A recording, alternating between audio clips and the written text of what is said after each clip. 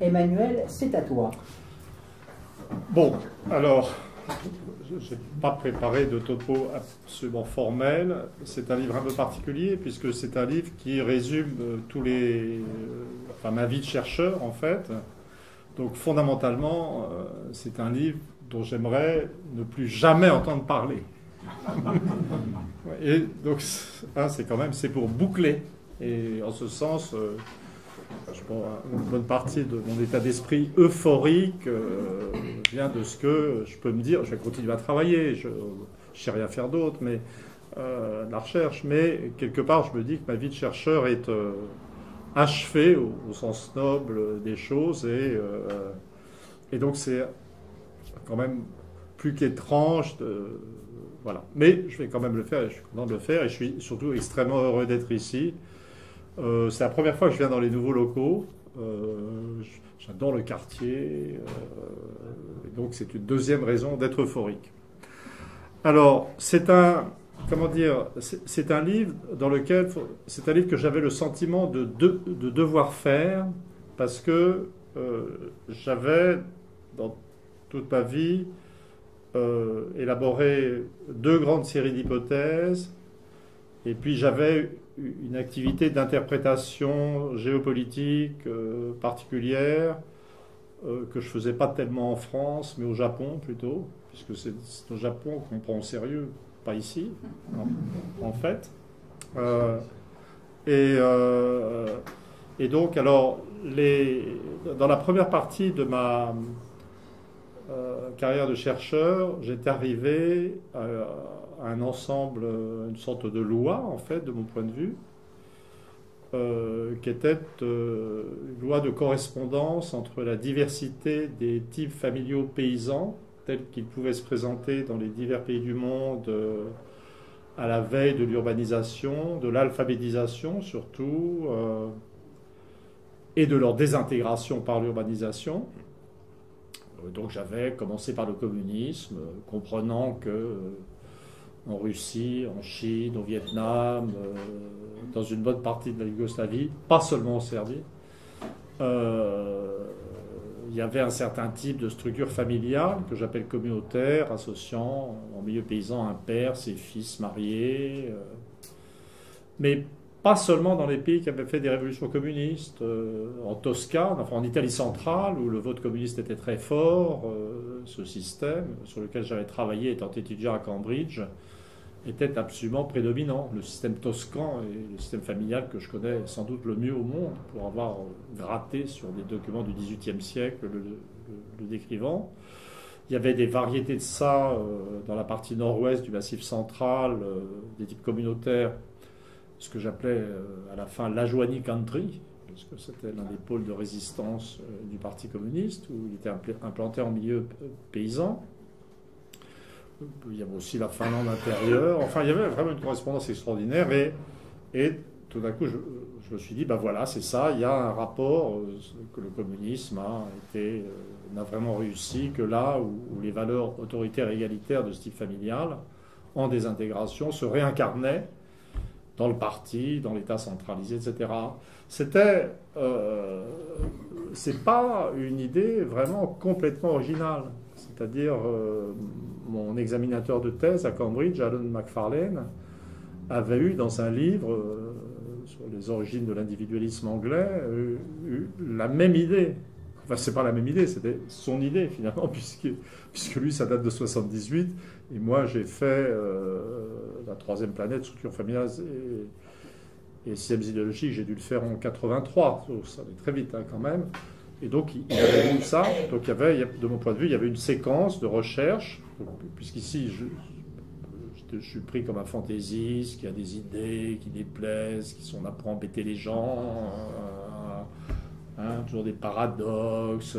Moi, là, j'étais vraiment dans cette première partie de recherche, dans une séquence. Mon directeur de thèse, Peter Laslett, avait découvert que la famille anglaise du XVIIe siècle était nucléaire, individualiste, pas du tout un gros magma dans le passé. Alan Macfarlane, mon examinateur de thèse, on est dans un tout petit milieu. Macfarlane est venu déjeuner chez moi pour son malheur. quand j'étais étudiant à Cambridge. Il s'est forcé à tout bouffer, mais il était dans un état à la fin, c'était vraiment pathétique.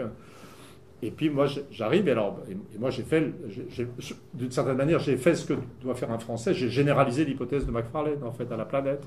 Donc j'ai défini 7 types familiaux, j'ai vu qu'un type familial, que le modèle anglais, effectivement, individualiste, famille nucléaire non égalitaire, pas de règle d'héritage égalitaire, avait permis, comme l'avait dit Macfarlane, en fait, lui pensait plutôt à l'économie, mais l'épanouissement du libéralisme anglais, du gouvernement représentatif, que la version française de la révolution libérale égalitaire était assise sur des structures familiales paysannes du bassin parisien libérales égalitaires, puisque les règles d'héritage frénétiquement égalitaires du bassin parisien sont très très antérieures à la révolution, que dans des pays comme le Japon, l'Allemagne, on trouvait la famille souche, c'est-à-dire un système lignagé avec la désignation en général du fils aîné pour succéder sur la ferme, que les valeurs fondamentales étaient des valeurs d'autorité, puisque le successeur restait sous l'autorité des parents, et d'inégalité, puisque un enfant était privilégié par rapport à tous les autres, et que dans le domaine, au moment de la modernisation idéologique, ça produisait comment dire, des idéologies ethnocentriques, fortement intégratrices de l'individu. Enfin, personne ne discutera la tendance des Japonais à penser qu'ils sont essentiellement japonais. Maintenant, on n'a plus le droit de dire que les Allemands ont une société particulière, avec des habitudes particulières. Bon, là, on est embêté parce qu'on ne sait pas quoi faire des Catalans qui ont aussi un système souche du genre et qui ont une grosse capacité à se penser existants comme Catalans et différents des Castillans. C'est un modèle qui est d'une efficacité qui n'en finit pas de marcher, quoi. Bon, le communisme, j'en ai déjà parlé. Donc ça, c'était la première partie de ma recherche. Alors j'ai été reçu alors que j'étais début des années 80, donc j'étais terrorisé à l'idée d'être doublé par un autre chercheur, puisque ça allait très vite, la recherche sur la famille. Je pensais que j'étais le Newton des sciences sociales, ou plus modestement le Pasteur des sciences sociales, et donc j'ai reçu des tombereaux d'insultes. Parce que j'avais été défendu par Chaunu, très gentil Chaunu, mais une fois qu'on est défendu par Chaunu, on est mort à gauche. Parce que les mecs à gauche, à Libé, ils ne savaient juste pas que c'était l'un des plus grands historiens français. Ils pensaient juste que c'était un fou conservateur, ce qu'il était également d'ailleurs. Voilà. Mais bon. Et donc ensuite je me suis obstiné, j'ai passé, je dirais j'ai dû gâcher les 2 tiers de ma vie de chercheur à essayer de montrer que j'avais raison. Donc j'ai fait des livres, l'invention de l'Europe, 6 ans d'obstination pour montrer dans le détail, pour développer ce modèle de coïncidence entre diversité des structures familiales et diversité des trajectoires idéologiques dans la modernisation. Et puis, alors, je savais depuis le début, grâce à mon ami Laurent Sagard, qui est linguiste, que ce que je disais de la distribution des types familiaux dans le monde, dans mes premiers livres, était complètement idiot. J'avais un chapitre sur le hasard. Comme je n'avais pas trouvé d'explication structurale, une variable qui coïncide avec la distribution des types familiaux dans l'espace, et ben j'avais dit enfin ça me faisait rire à l'époque, hein. C'était l'esprit de 68, hein, encore dans mon esprit. Bon. C'est le hasard. Donc, je reconnais que j'avais une dimension malicieuse, parce que d'un côté je disais, les idéologies politiques, en fait c'est marrant, c'est déterminé par les structures familiales paysannes. Je reconnais que dans la crise anti-marxiste de l'époque, je trouvais ça marrant, voilà. Puis je trouvais ça encore plus marrant de dire, et puis en plus ces structures familiales, elles sont là au hasard. Donc c'était totalement space, voilà. Mais, donc ce copain m'a expliqué que c'était juste... Il était assez d'accord pour la détermination par les structures familiales parce qu'il avait vu des Chinois partout, dans toutes sortes de régimes, et le tempérament autoritaire de tous ces régimes chinois, en Chine continentale, à Taïwan, etc., l'avait quand même frappé. Mais par contre, il m'a tout de suite dit que la carte la distribution des types familiaux dans le monde, lui, il ne connaissait rien aux types familiaux. C'est ça qui était formidable. Ce qui est formidable, c'est de se faire dire la vérité par un mec qui regarde vos cartes comme si c'était juste des taches de couleur qui n'ont aucun sens pour lui. Tu vois, hein? Donc il me disait, ouais, ben là, tu vois, au milieu, tu as un gros paquet rouge et marron d'un seul tenant. Et puis là, sur la périphérie, tu as du vert clair, un petit peu de violet, là. Alors tu as l'air de dire que c'est la famille nucléaire. Puis là, juste sur la frange, là, sur la limite, tu as des trucs qui s'appellent famille souche, là, en Allemagne, au Japon, en Corée. Alors nous, les linguistes, on connaît très bien tout ça. C'est une distribution centre-périphérie. Ben, ça veut dire qu'il y a une époque où tout l'espace était occupé par des types nucléaires, qu'il y a eu des innovations au centre qui ont amené la montée de systèmes familiaux plus complexes, patrilinéaires, communautaires. Sans doute, la famille souche sur les franges représente un stade intermédiaire dans cette évolution. Alors ça, c'est vraiment formidable parce que, en gros, il m'expliquait que je m'étais planté. Et puis j'ai passé une semaine pas très content.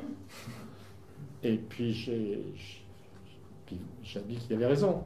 Donc c'est une hypothèse très forte. Et ensuite, j'ai travaillé quand même en parallèle avec tout le reste pendant des décennies sur une hypothèse qui n'est pas de moi. Je trouve une belle honnêteté de chercheur quand même. On a fait un article ensemble quand même. Et donc, finalement, en 2011, n'étant pas encore épuisé par l'effort numéro 1 sur la correspondance entre la diversité des types familiaux et la diversité des trajectoires idéologiques de modernisation, j'ai publié un pavé de 750 pages qui s'appelle « L'origine des systèmes familiaux ». Ce qui est chic dans le titre, c'est tome 1. Je trouvais que c'était super classe. Et dans lequel je pense avoir appliqué une technique qui m'avait frappé dans l'exposition de l'origine des espèces de Darwin. Moi, je suis un darwiniste universaliste. C'est-à-dire, j'aime bien Darwin, mais j'aime bien Darwin parce que Darwin lui-même traite l'espèce humaine comme un tout. Donc, je n'aime pas les darwinistes qui segmentent l'humanité en groupes rivaux, etc. Mais j'avais noté qu'il est très fort, Darwin, parce que dans l'origine des espèces, il pratique deux trucs pour la conviction, c'est-à-dire ce que j'appelle l'overkill, c'est-à-dire la je sais pas comment on dit, surélimination. Ouais, enfin voilà, c'est-à-dire une richesse d'informations absolument étouffante pour le lecteur. Mais tout du long, il dit, mais ça n'est qu'une ébauche. Le vrai livre donnant la démonstration sera publié plus tard. donc, ça met le lecteur dans une situation quand même d'épuisement psychique total. Alors, je reconnais que j'ai un peu fait ça dans l'origine des systèmes familiaux, parce que c'est assez riche en termes d'informations. Et puis, j'ai annoncé un tome 2, quand même, pour achever le lecteur récalcitrant. Mais donc j'ai fait ce livre qui développe cette hypothèse et qui aboutit, ou qui démontre que l'histoire des types familiaux n'est pas ce qu'on trouve en général et ce que les gens pensent spontanément. Et là, on approche des erreurs de l'Occident sur la situation du monde. C'est que la représentation commune de l'histoire des types familiaux, c'est on part d'un vaste magma avec des gros systèmes complexes où le statut des hommes était très élevé, et puis on progresse et en parallèle avec la montée de toutes les modernités possibles et imaginables, eh ben, on voit émerger la famille nucléaire. On voit émerger le couple seul avec ses enfants, libre. Et puis alors dans la phase la plus récente, on voit émerger l'individu au-delà même de cette famille. Donc nous avons le couple est une conjonction aléatoire d'êtres qui se rencontrent, dont le sexe n'a plus d'importance. J'approuve tout à fait, et dans les questions, j'aurai sans doute l'occasion de dire pourquoi toutes ces évolutions-là ne m'inquiètent absolument pas en tant qu'anthropologue de la famille. Et donc, au contraire, et le modèle que je donne dit, ben non, au départ, la famille d'Homo sapiens, c'était la famille nucléaire. La famille nucléaire dans un groupe, structuré par des liens de parenté fluides, ne distinguant pas tellement selon que ce sont des hommes ou des femmes, qui établissent le lien de parenté, donc flexibilité.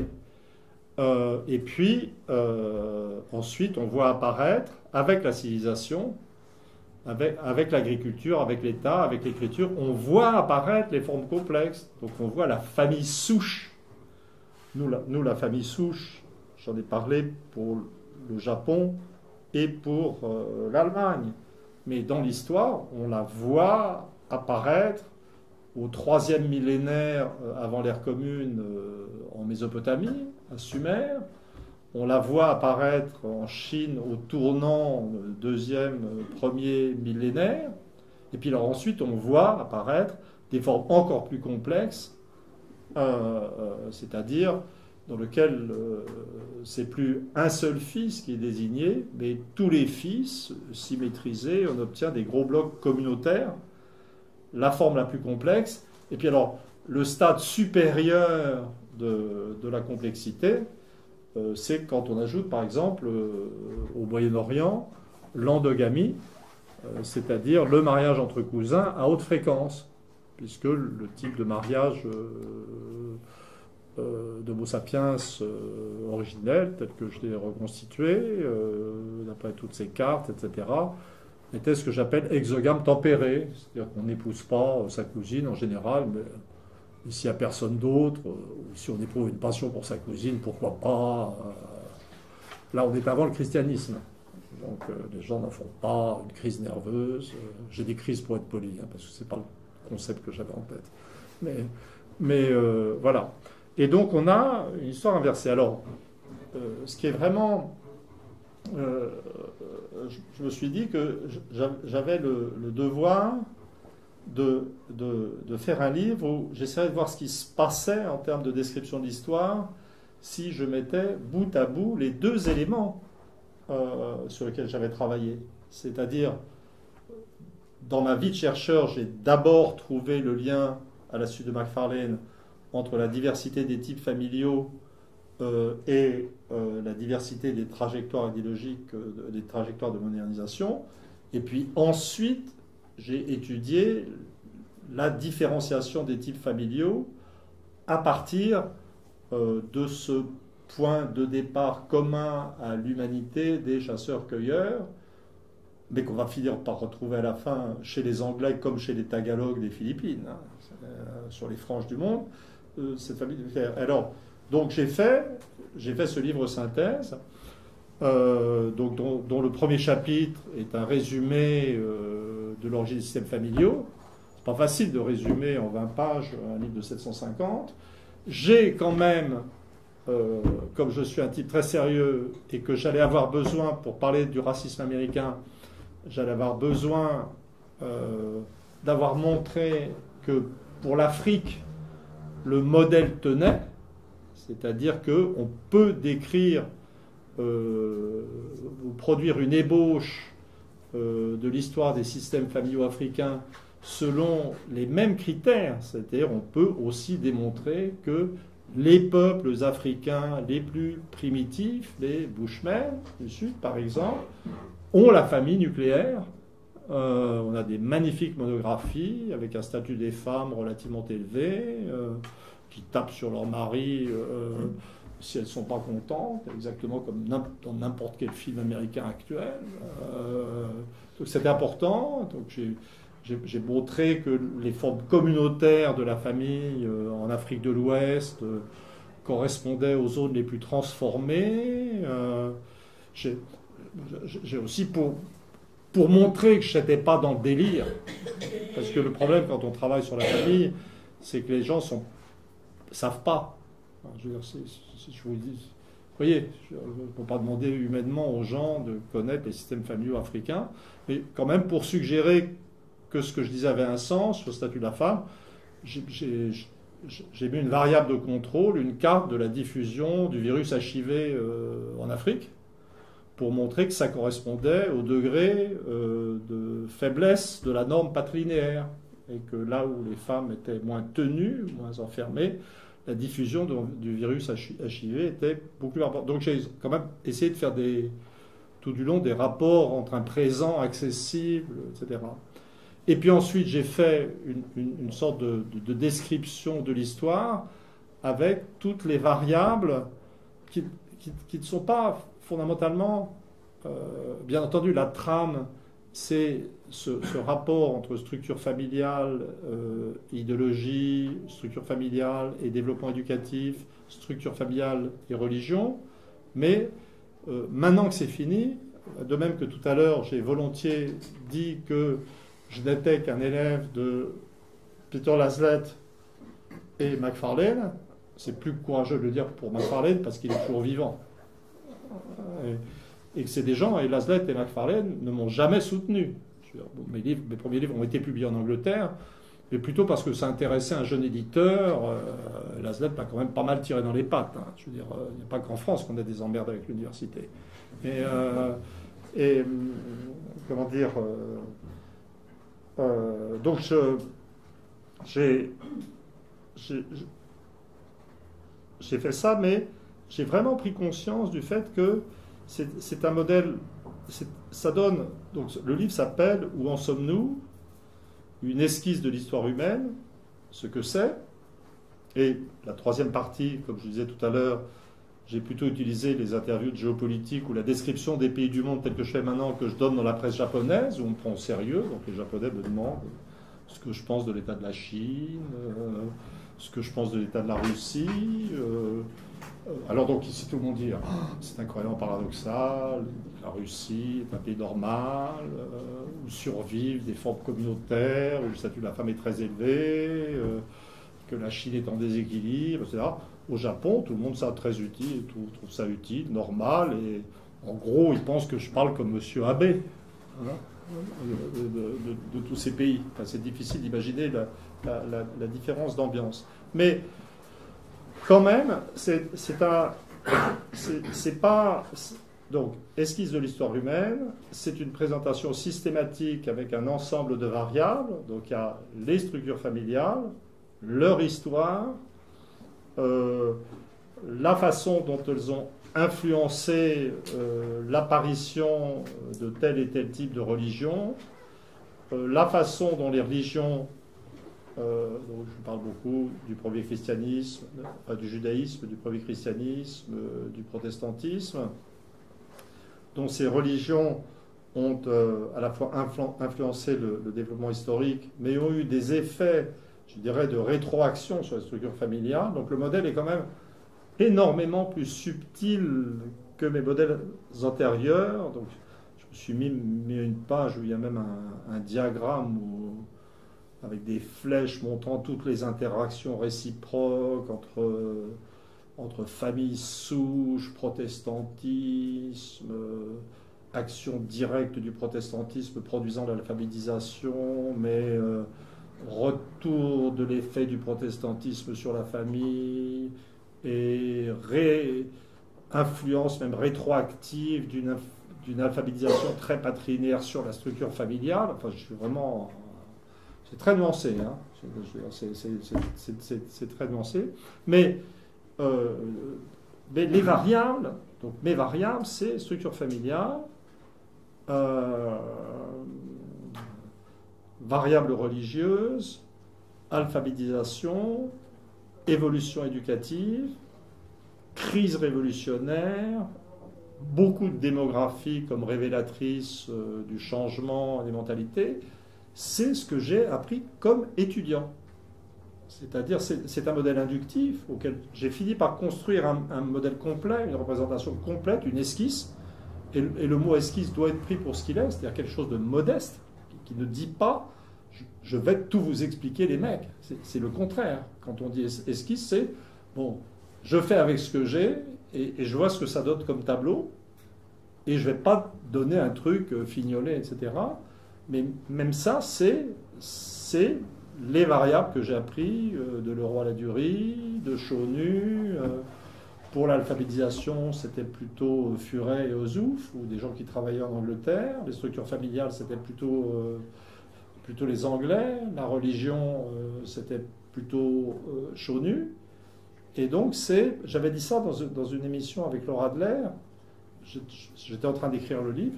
Je parlais de ma carrière de chercheur. Je disais, ben, moi, j'avais jamais aspiré à être un théoricien. Vous savez, mon premier article, je ne fais pas de l'histoire à la française. Vous voyez, vous êtes un Français de tradition cartésienne et vous plongez dans votre cerveau et dans la logique pour essayer d'y comprendre quand même, d'avoir une petite idée de ce qu'est la structure du monde.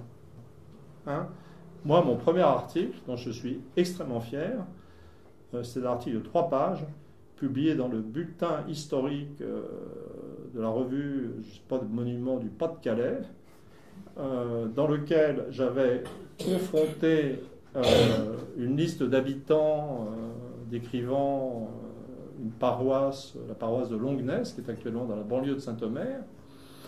Et donc j'avais qui décrivait des familles nucléaires. C'est Laslett qui m'avait donné ça. Et pour le faire chier, j'avais mis la main sur les registres des centièmes, c'est-à-dire un impôt foncier d'origine espagnole. Et j'avais montré, non mais en fait variable, ça ne marche pas du tout parce qu'il n'y a pas assez de maisons. Il n'y a pas assez de maisons, donc en fait il y a plusieurs familles nucléaires dans des maisons, donc ça veut dire que la famille est probablement pas si nucléaire que vous croyez. Hein? Mais faire un travail comme ça, vous voyez, vous habitez cette 3 pages, en fait c'était 6 mois de boulot quand même. Parce que c'était pas l'informatique à l'époque, hein, c'était de la fiche cartonnée. Hein.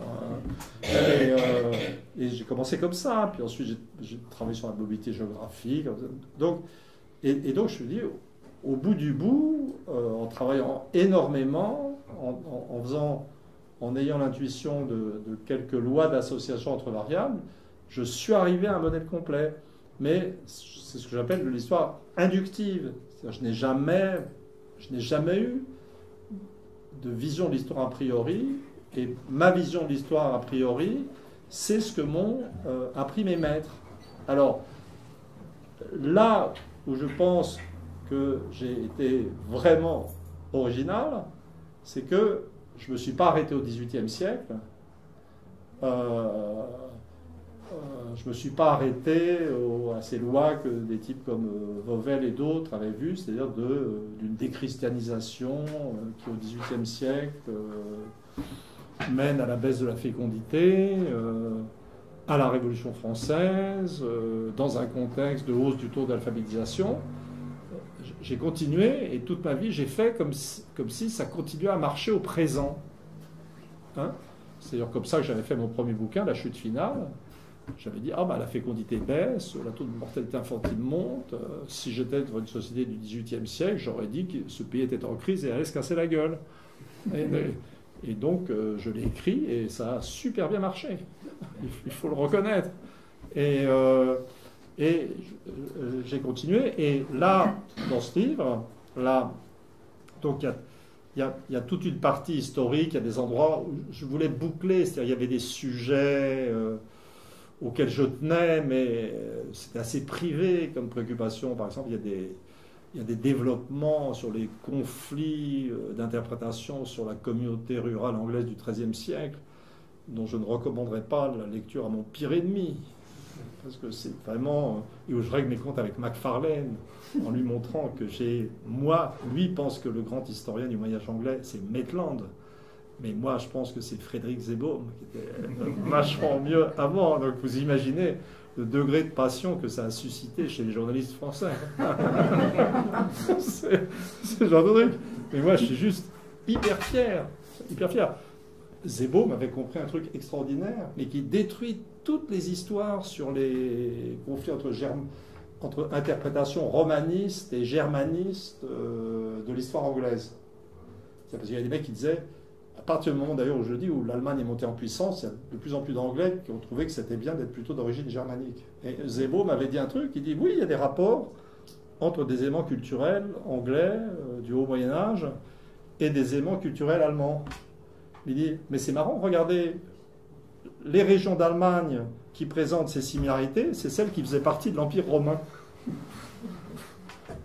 Et qu'en fait, le trait commun, c'est la germanité dans l'Empire romain. Donc c'est la romanité. Non, c'était vraiment un génie. Oui, c'est intéressant en soi.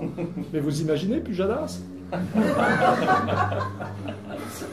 face à ça.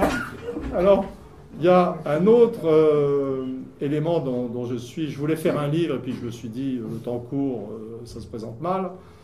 Je suis démographe. Donc je peux faire une évaluation du temps qui me reste, raisonnable. Je sais combien, et puis je suis de plus en plus lent pour faire de la recherche. Donc je voulais faire un livre, une interprétation, une nouvelle interprétation anthropologique de l'histoire du peuple juif. D'ailleurs, je peux délirer. Voilà. Et donc, une journaliste s'était mis en tête de me réconcilier avec Alain Finkielkraut, en me disant, mais comment depuis, elle est brouillée avec lui, d'ailleurs. Et avec moi. Donc, pour d'autres raisons. Mais comment vous êtes tous les deux tellement sincères, tellement sensibles. Je ne pense pas du tout qu'il soit sincère, je pense qu'il ne travaille pas et que la seule façon pour un intellectuel de cacher le fait qu'il ne travaille pas, c'est d'hystériser ses théories. Plus vous gueulez fort la même chose, plus vous donnez l'impression que vous faites quelque chose. C'est super pas fatigant. Puis il se balade avec un grand cahier vide partout. Voilà. Mais et donc, ça valait le coup quand même. Hein, et donc on déjeune ensemble. Alors ensuite, j'avais mis déjà, j'avais essayé de l'ébranler, en disant oui, moi je viens de... Alors il voulait me la jouer républicain. Et je dis oui, moi je viens d'une famille très mélangée, mais plutôt juive quand même.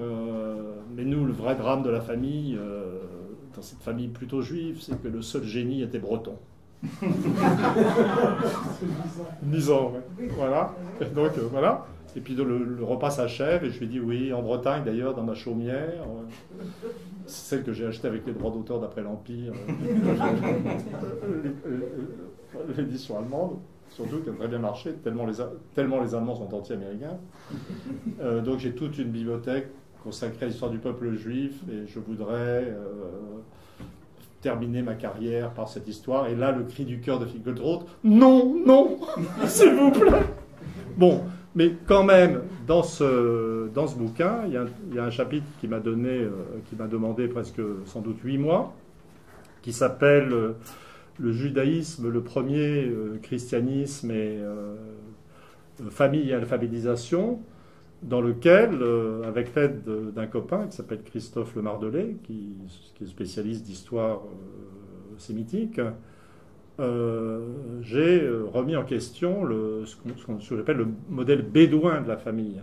C'est comme si vous lisez la vie quotidienne des hommes de la Bible, vous allez avoir des mecs qui lisent la Bible comme si c'était une monographie produite par un anthropologue de Cambridge. Voilà, donc vous avez Abraham qui est là, bon c'était avant le chameau, donc c'est des ânes, et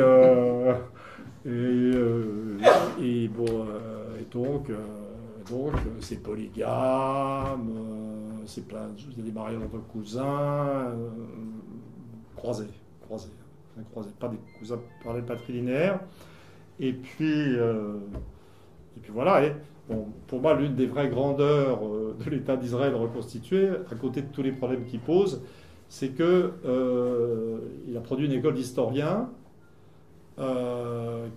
et d'archéologues qui en gros ont montré que la Bible Abraham non, sans façon merci, pas existé. L'Exode, traverser le vivre d'Égypte, non. Donc qui ont réduit l'histoire d'Israël, qui ont montré que l'histoire d'Israël était celle d'une population de la Palestine à l'âge du fer.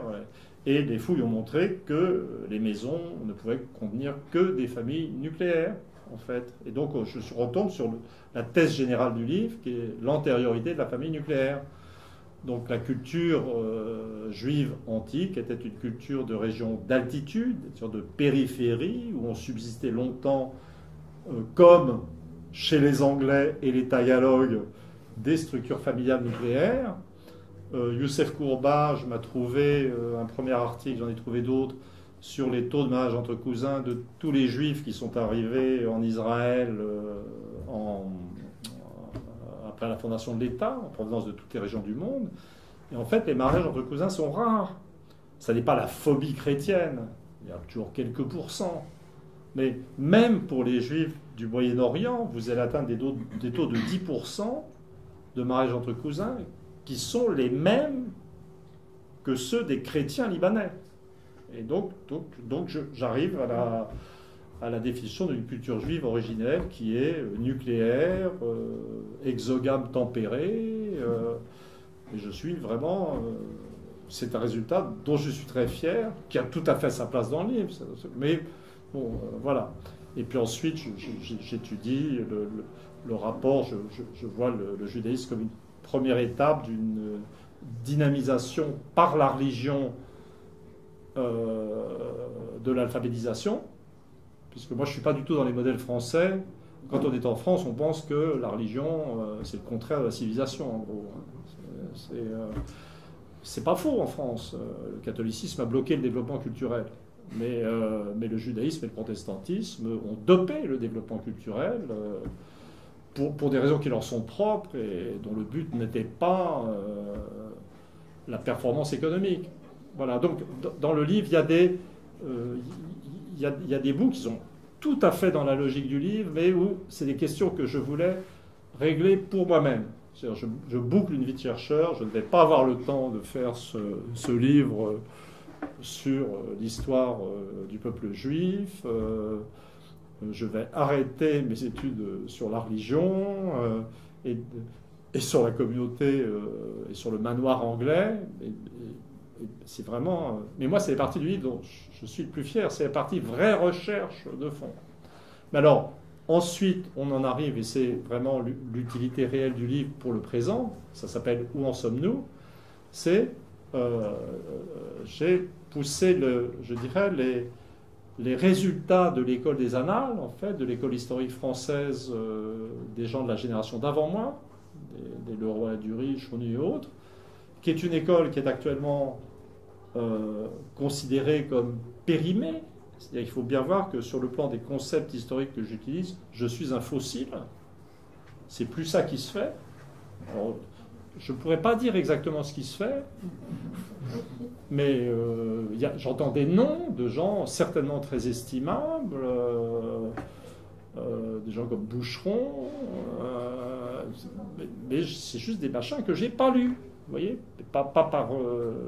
donc l'histoire, l'école historique, l'anthropologie historique que je fais serait actuellement, il faut être honnête, considérée comme périmée. Ce qui m'a permis d'entendre un jour à France Culture dire, je ne sais plus, je crois que c'était Julie Clarini, dire, mais de toute façon, le genre d'histoire que fait Emmanuel Todd, ça ne se fait plus du tout aujourd'hui, complètement dépassé, le pauvre. Voilà. C'était pas dit comme ça, c'était plus gentil en fait. Non, c'était pas tellement plus gentil, c'était dit autrement, mais pas tellement gentil. Voilà. Et alors, moi, ce que je voudrais démontrer par ce livre, c'est que non, c'est Leroy-Ladurie et Chauny qui avaient raison. Et c'est que c'est quand on continue à opérer avec ce genre de critères et d'analyses qu'on comprend le présent. Alors, dans ce qu'il y a, je ne peux pas parler de tout, mais là, le livre est sorti. Il a été bien reçu d'une façon qui m'a stupéfait, parce que après mon dernier livre, qui est Charlie, j'étais quand même dans la catégorie super tricard. Il faut le dire, hein. Et j'ai abordé la sortie du livre juste en disant mais qu'est-ce qui va me tomber dessus cette fois-ci voilà.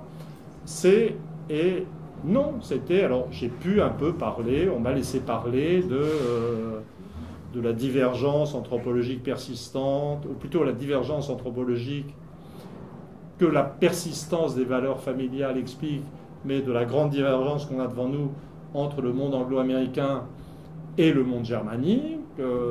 Les gens on en peut parler, mais n'ont pas fait des crises de nerfs. J'ai un chapitre à la fin sur l'Europe qui est horrible. Je veux dire, à côté de qui est Charlie, c'est intellectuellement bien pire.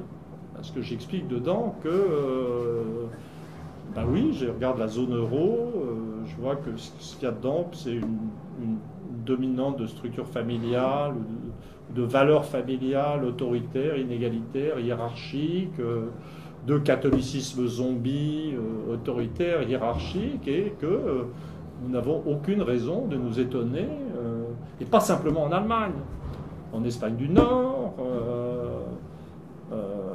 sur la périphérie de la France, dans un bout de l'Italie du Nord, dans l'intérieur des Pays-Bas, en Belgique, et en fait le poids de...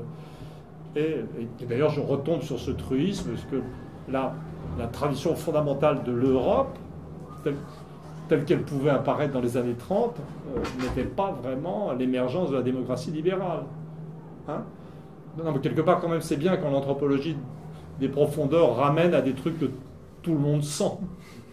Hein? Et donc la zone euro, en fait, la zone euro dans les années 30, c'était Salazar, Franco, un petit peu plus tard Pétain, Dollfuss, Hitler, Mussolini. C'était ça la zone euro d'avant-guerre. Alors là, tout le monde est hyper surpris de voir la démocratie disparaître avec le retrait des Anglo-Américains. Putain, mais ça, quand vous avez la variable structure familiale, et vous pouvez analyser les mécanismes de continuité historique, vous pouvez accepter de voir la réalité. Si vous êtes un philosophe politique à la française qui ne reconnaît pas l'existence qui croit que la vie politique sort du cerveau, d'intellectuels de haut niveau, qui imposent des concepts à des populations, vous pouvez vous dispenser du principe d'inertie au sens physique. C'est-à-dire genre... par exemple, les gens actuellement vont penser que Trump est une vaste menace pour la démocratie et que l'Allemagne, c'est quand même le pays central pour la démocratie libérale. Aucun anthropologue sensé ne penserait ça. Moi, je n'ai pas dit que j'avais déjà fait mes bagages pour aller en Californie, comme c'est la tradition dans la famille, mais même avec Trump, le libéralisme américain me paraît quand même plus fiable que le libéralisme allemand. Parce que quand même les Allemands ont une façon d'être libéraux qui vous glace le sang. Voilà. Mais cela dit, le livre n'est pas... Je veux dire, il y a un chapitre dans lequel je dis qu'on doit à l'Allemagne l'alphabétisation de masse et le protestantisme. Donc l'anthropologie différentielle permet de dire des choses sur les pays qui pour moi sont vraies, objectives, et ça permet de dire des choses dures et des choses très positives. La tradition française sur l'Allemagne, c'est de ne plus rien dire. Non, si, ils sont merveilleux, il faut faire comme eux, mais c'est d'ailleurs totalement contradictoire. Ils sont merveilleux, il faut les imiter, mais il n'y a plus de différence entre la France et l'Allemagne. On ne comprend pas comment... Quand vous êtes dans un modèle anthropologique, quand vous avez travaillé sur la famille souche, vous connaissez son potentiel d'efficacité économique, de discipline sociale. C'est dans un système souche que vous pouvez faire accepter un blocage des salaires de 10 ans qui vous permet de faire de la désinflation compétitive contre tous vos partenaires de la zone euro. Vous voyez, donc quand vous êtes anthropologue, Artus avait vu ça, il n'est pas anthropologue, il s'est dégonflé ensuite, il n'en a pas fait grand-chose, mais voilà, on peut voilà. Mais alors, ce qui m'a vraiment intéressé, moi, donc tout ça, et même quand je dis ça dans des radios, alors l'autre jour, Cohn-Bendit a failli m'étrangler en direct. Je ne sais pas si certains ont vu ce... Moi, j'étais comme un acteur pris à contre-emploi, puisque d'habitude, le mec hystérique sur un plateau, c'est moi.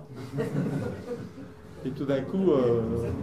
Mais maintenant, j'ai trouvé ce que je vais lui balancer quand je serai un plus grand comité. Je trouve quand même qu'il donne une mauvaise image de l'Allemagne. Parce que je me suis dit, en fait, je cherchais... Souvent, on ne comprend pas tout de suite ce qui se passe. Et en fait... Donc il était là, complètement hystérique et agité, et en fait très autoritaire. Et je me disais, mais oui, c'est la grande vadrouille. Je veux dire, c'est un Allemand qui joue face à Louis de Funès. En fait, hein, voilà. Bon, enfin, c'est pas le sujet du livre, mais voilà. Mais alors, ce qui est le mieux. Donc en fait, quand je dis des choses, non mais c'est très intéressant pour vous quand même, qui êtes dans la vie politique concrète, alors que moi je reconnais que je suis un peu en décrochage freestyle, hein, j'ai donné, mais je sens le fait d'être confronté à des journalistes qui ne font pas des crises de nerfs, quand on dit que les structures anthropologiques profondes de l'Amérique et de l'Allemagne sont différentes, évoque un changement d'ambiance. Le doute est en train de s'installer sur l'uniformité du monde. Quand même. Voilà. Mais le truc, donc il y a un petit peu d'espoir quand même. Mais au contraire de ce que je dis dans le livre, puisque moi mon chapitre sur l'Europe se termine par l'Europe post-démocratique, un monde normal. Voilà. Mais alors le truc qui est vraiment bien passé, c'est l'une des thèses centrales du livre, puisque dans le bouquin je distingue les niveaux d'analyse historique. C'est dans l'introduction que j'atteins seulement maintenant, ce qui est quand même un vice de construction dans mon exposé. Toute l'idée du livre, c'est de dire qu'il ne faut pas s'arrêter à ce qui est superficiel, politique, économique. Il faut aller plus profond. Donc en dessous, il y a le subconscient qui est le mouvement de l'éducation. Donc là, en général, je dis je suis un hegelien empirique ou statistique. Généralement, ça laisse les Français assez froids, mais les Allemands disent ouais, quand même. Ce français est très bien. Sans rire. Je suis assez bien vu en Allemagne, contrairement à ce que Jacques Cohn-Bendit, qui hier m'a redénoncé dans la phase. Hein. Non, mais il est vraiment venimeux, ce mec. Frankfurter Allgemeine Zeitung. Ah non, c'est vraiment un flic. Hein. Et maintenant, non, vraiment. Là, je commence à être vraiment en colère.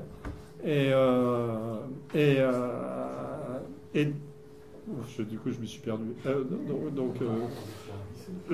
Donc, il y a cette strate éducative, pour moi, le mouvement de l'éducation, l'invention de l'écriture, la diffusion de l'écriture, ses reflux, ses avancées, pour moi, c'est la réalité du mouvement de l'histoire. C'est ça l'histoire, en fait. C'est pas la totalité, c'est corrélé à toutes sortes d'autres choses.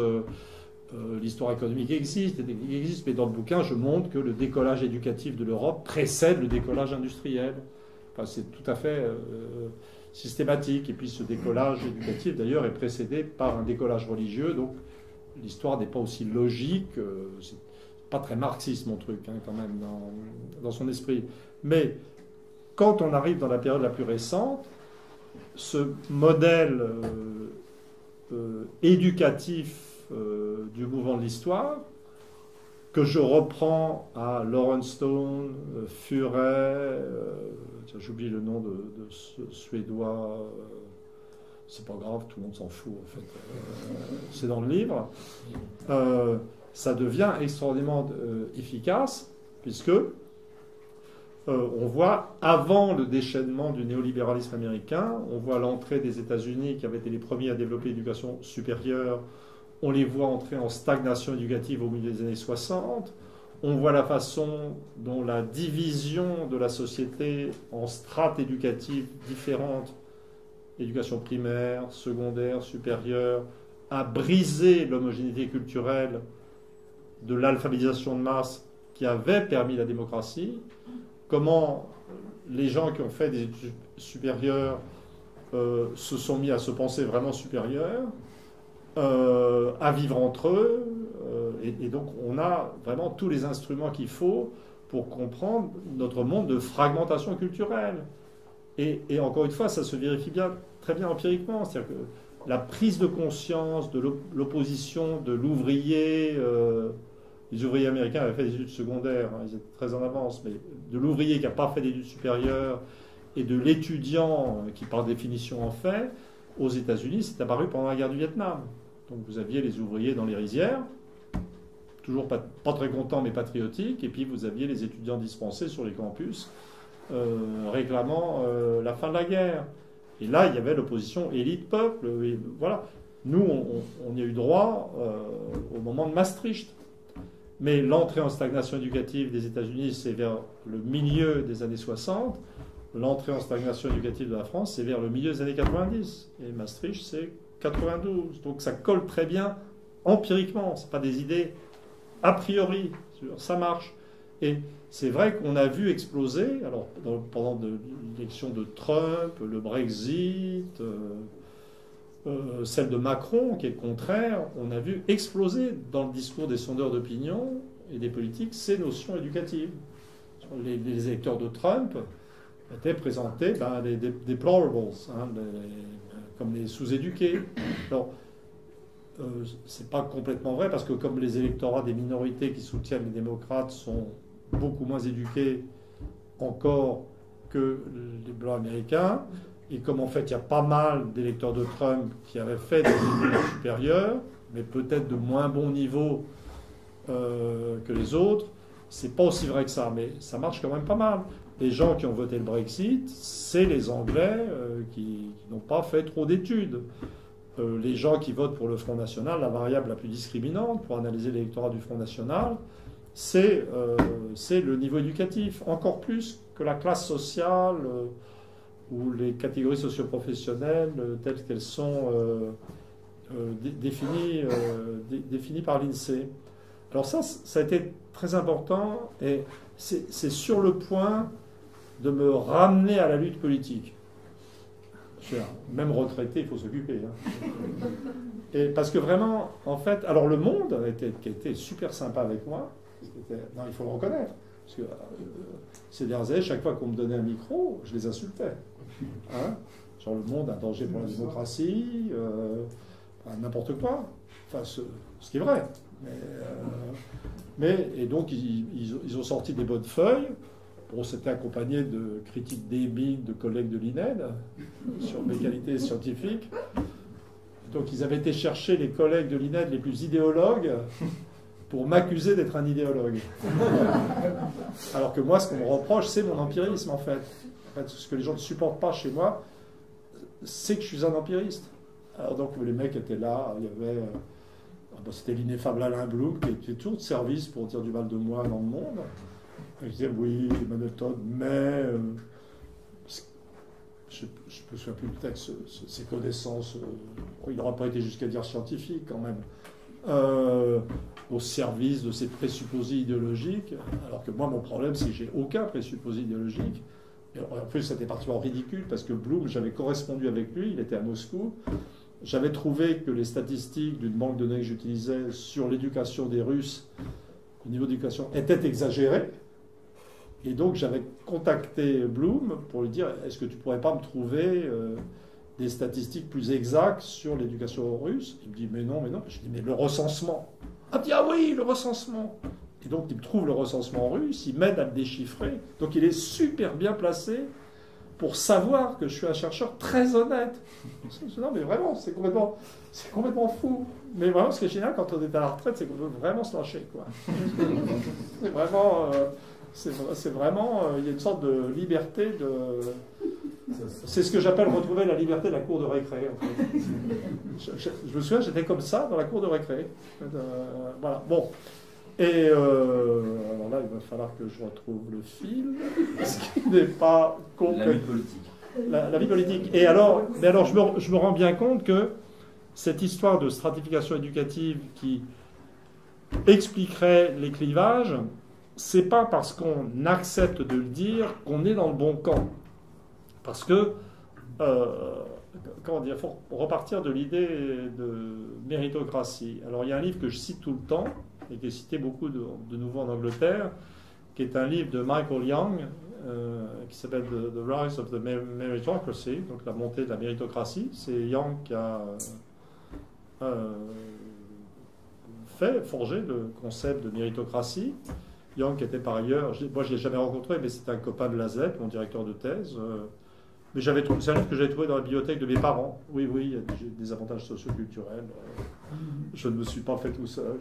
Je ne suis pas intellectuellement l'archétype du self-made man, contrairement à Macron. Je veux dire qu'il a mené au sommet la petite bourgeoisie picarde. Bon. Et hein? Oui, bon, là je suis en train de déraper, c'est bon. Faut pas m'encourager. Hein. Et Young, vers 58-59, dans ce bouquin qui se présente comme un roman d'anticipation, un roman de science-fiction, il avait le premier vu que l'idée de méritocratie, nous on a le codage élitisme républicain, qui est en vérité un parfait oxymore, contenait un véritable danger.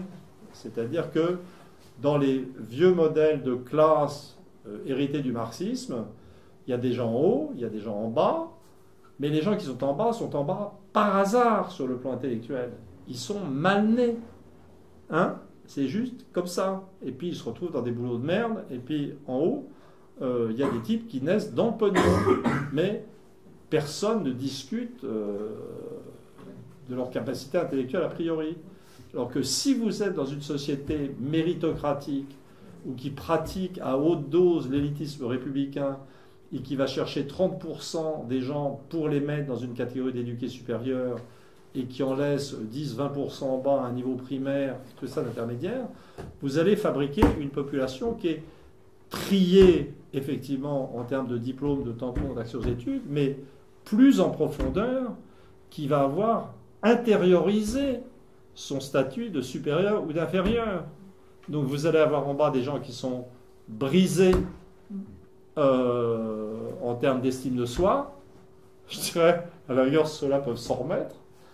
Mais alors les mecs en haut, qui ont atteint le haut de l'ENA en faillotant, ils sont perdus simplement pour la notion d'homme universel. Vous voyez, ils pensent vraiment qu'ils sont la crème de la Terre. Et en fait, vous avez la fabrication d'une sorte de... Il y a la méritocratie, l'élitisme républicain est une machinerie inégalitaire extrêmement dangereuse. Et chaque fois qu'on vous dit il faut rendre le tri plus efficace, plus juste, quand on vous dit mais c'est affreux, il n'y a pas assez d'enfants, d'ouvriers dans les grandes écoles, ce qui est vrai, et les gens disent il faudrait que vraiment on prenne tous les enfants d'ouvriers super intelligents et qu'on les mette dans les grandes écoles. D'un point de vue révolutionnaire, c'est une catastrophe. Plus il y aura d'enfants d'ouvriers intelligents qui n'ont pas accès aux grandes écoles, plus il y aura de leaders pour la future révolution. Donc en fait, le blocage du système méritocratique est une priorité pour moi maintenant. Hein? Vous voyez? Vraiment. Donc c'est vraiment, pour moi, j'ai vu à quel point cette question... Donc, dans la bonne réception de cette théorie qui est en vérité dérivée de Young, il y a un bouquin très intéressant de David Goodhart, qui est un Anglais, qui a lui aussi... c'est un bouquin qui s'appelle The Road to Somewhere, enfin la route vers quelque part. Mais somewhere, les somewhere, c'est les gens qui sont de quelque part, dans l'esprit de Goodhart. Et ça s'oppose aux anywhere, les gens de n'importe où. Ça, c'est les globalisés contre les territorialisés, en fait. Ben, il reprend Yang aussi. Enfin, c'est vraiment un type, il faut. Moi, je fais sa pub toujours. Donc, je fais une fin de carrière modeste en disant que j'ai tout trouvé dans Le Roi Ladurie, dans Beauvais, Macfarlane, Mazlet, Yang. Et personnellement, j'ai jamais eu une idée originale. Voilà, c'est quand même une belle fin de carrière. Hein. Ouais, il faut. Voilà. J'espère que c'est apprécié. Et donc, il y a. Mais je suis de plus en plus convaincu que les gens qui voient. Que maintenant on accepte de voir. On voit clairement ce problème de stratification éducative, mais qu'il va y en avoir deux lectures. Et que là, qu'il va y avoir un combat sur cette lecture. Et pour moi, ça va devenir crucial, et j'ai commencé à le faire dans ce livre, quand je parle d'académia, au sens d'université, du conformisme qui s'est emparé d'académia, du fait que les gens font maintenant des études, pas du tout pour s'ouvrir l'esprit, mais simplement pour avoir le tampon qui les mettra en haut et pour survivre, que c'est des études longues, inutiles, crétinisantes, qui récompensent la soumission beaucoup plus que l'originalité. Je n'étais pas comme ça du tout avant, hein. Vraiment pas. Moi, tous les gens qui disent... J'ai toujours eu horreur des gens qui parlaient de la merveilleuse intelligence des primitifs qui ne savent pas lire. Vous voyez, j'étais pas du tout dans... C'est pas du tout... j'étais assez dans l'école. Mais là, vraiment, on a atteint autre chose. Et par exemple, là où on voit... Là, on est dans ce que j'appellerais la crise macroniste, quand même. Hein, il faut que je finisse, là. Ça va être une... Je vais faire comme avec les journalistes qui m'obligent tout le temps à parler de Macron pour finir. Donc maintenant, j'ai pris le pli et je voudrais que cette question de l'intelligence ou de la répartition de l'intelligence dans la société, je pense, est en train de devenir un vrai enjeu idéologique et que je peux vivre. Parce qu'en fait, ça fait longtemps que j'insulte des présidents de la République. Oui. J'ai insulté Chirac. Non, Giscard, j'étais pas encore actif, on m'avait pas encore donné de micro. Donc j'ai insulté Chirac, j'ai insulté Sarkozy. Je pense que c'était les meilleurs moments. Hein? Voilà. J'ai insulté Hollande. Et là, Macron a fait une frappe préventive en tapant sur les intellectuels. Mais en mettant d'ailleurs, c'est intéressant, il a mis tout de suite le débat dans le champ intellectuel. Je veux dire, aucun président de la République avant, Chirac n'aurait pas eu l'idée simplement de se mettre en conflit avec les intellectuels. Au Sarkozy, n'en parlons pas. Je veux dire, bon, Hollande, Hollande devait être persuadé qu'il était super intelligent, mais bon, voilà.